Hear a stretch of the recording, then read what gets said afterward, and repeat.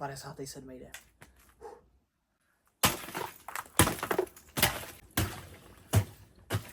Nejdřív musíme ze stran trošku vymáčknout ledu.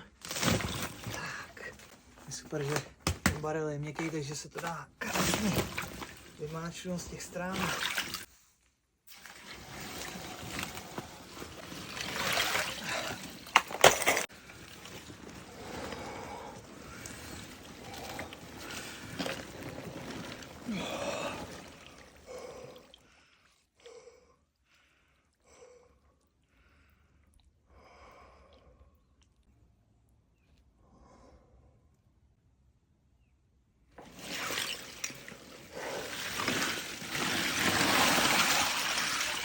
Tak jo lidi, máme to za sebou 57. den naší otužovací výzvy.